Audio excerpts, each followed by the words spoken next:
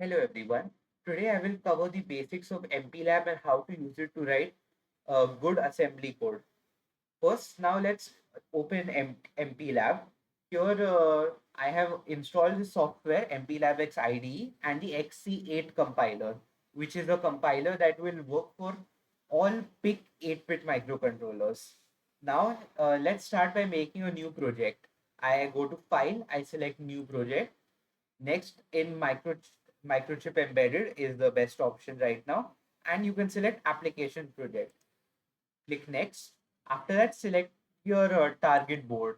Now we are going to use PIC 18, and the exact model will be PIC 18F 4550, which is the model that uh, for right now that will be used. I am also choosing simulator as a tool because this will be more of a simulation based demonstration.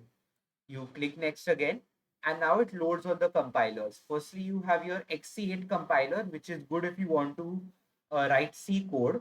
Right now we are going to write assembly code. So this pick AS that comes with the XC8 compiler when you install it. So I'm just going to uh, select this drop down, and I'll select this option because this is the assembler. It will basically turn the assembly into readable machine code, and then the microcontroller can easily run it.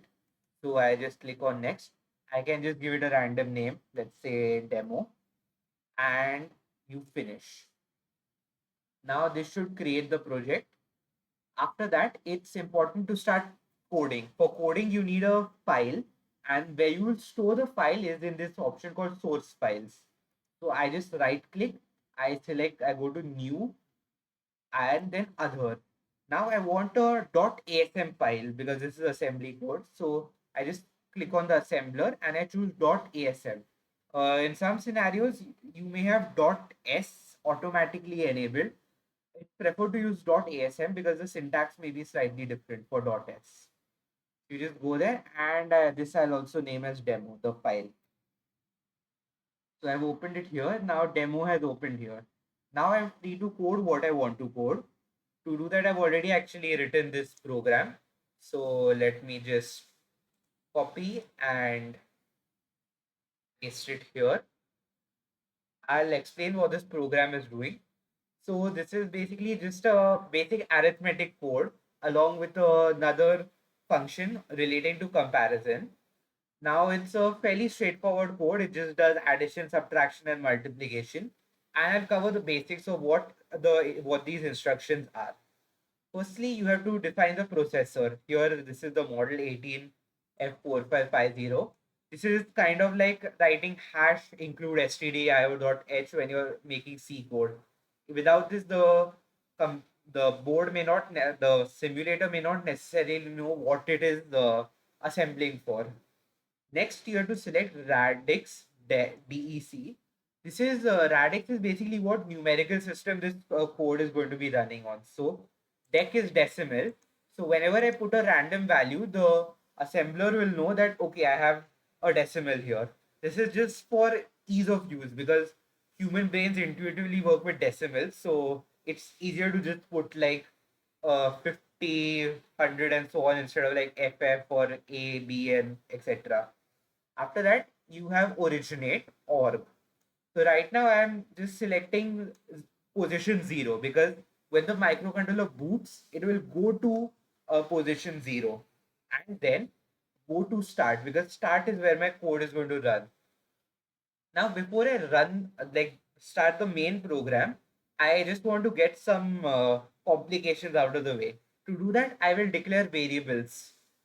It's the process is once again fairly straightforward. You have the name of your variable, then you have this EQU, which is equates, and then you have the memory location. A better way to think of it is pointers, maybe. So that way, I don't need to constantly remember that my values are stored at 20 and 21. My subtraction is stored at 23. I can just straight up remember value 1, value 2, subtraction, and so on. Next, you go to your main program. It starts with start, and I have this function that allows me to move to start from this point. Now we have our first instruction, move LW50. So it means move literal into working register. So I'm literally moving the value 50 in decimal into the working register, and then move working to file. So it moves it to file val1, the file register, which is here, as you can see clearly, location 20. Then I do addition. I once again I move the uh, value inside there, which is 50, to the working register. I add the second value, which is 13, and then I just perform addition. Basically, that's what it does. And the addition result is stored in the working register, and then that is again moved to the file register address add result, which is at 22. Same thing for subtraction. Now, multiplication is a bit of a special case because when you do 8-bit multiplication, your answer will be 16 bits. Meanwhile, your working register can only handle 8 bits. Therefore, for multiplication, you use special function registers called prod L and prod H. Now, in assembly, depending on the compiler you have, the directly writing prod L and prod H may work, but right now for this compiler, it's not working. So I've just directly put the memory location. And then I have moved it from these memory locations into the memory locations I want. Another set of instructions that you have are basically comparisons. So I am just basically comparing the lower byte of multiplication and addition for no reason specifically. I just want to do that.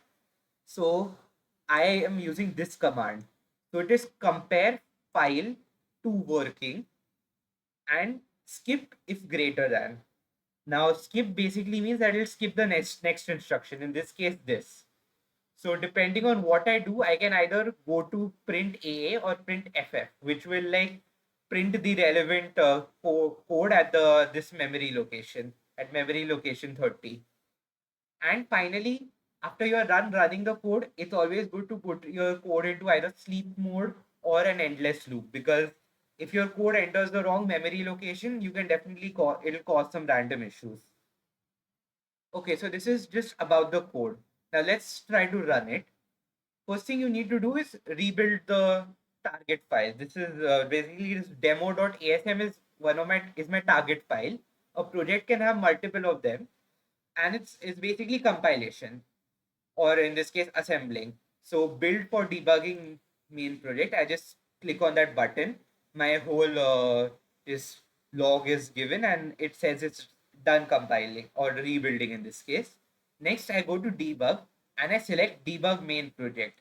This basically sets up the simulation environment. Okay, now that I have got the simulator to run, how do I see that, okay, my register locations are actually printing correctly? To do that, you need to, the simulator offers you a feature. So go to window, next you go to target memory views and file registers. That's like your best option.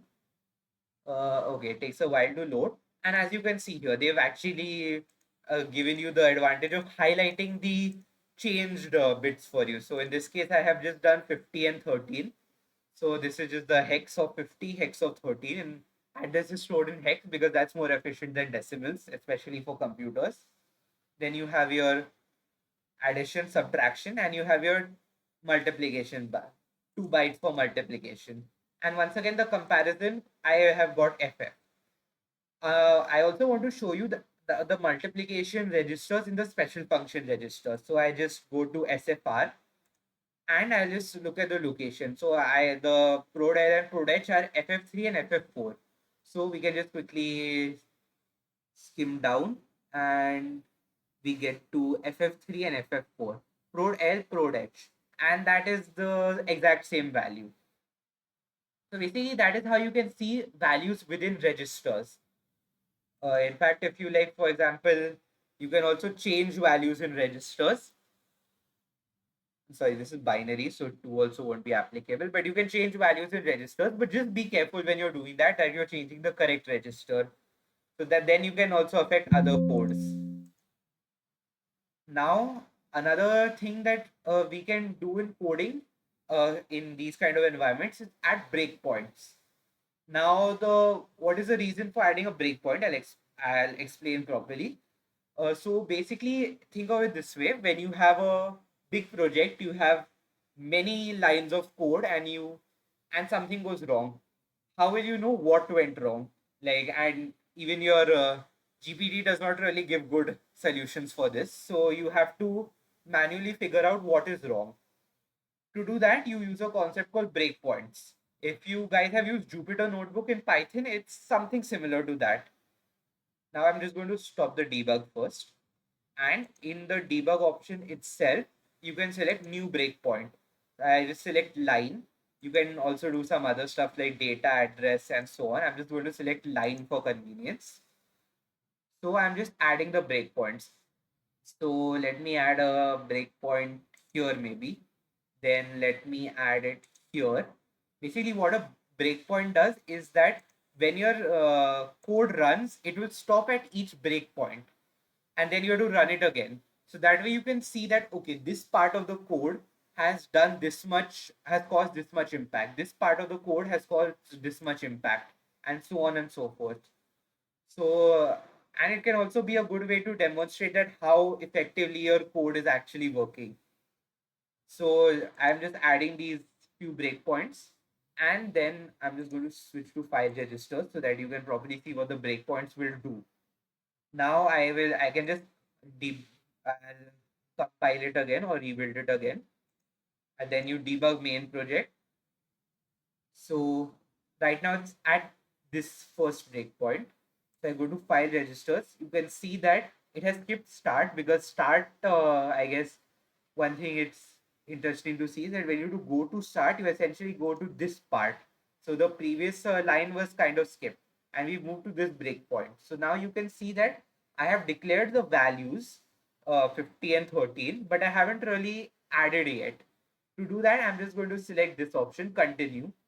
Once I do that, you can see clearly it has added. I've moved to the next breakpoint, which is relating to subtraction.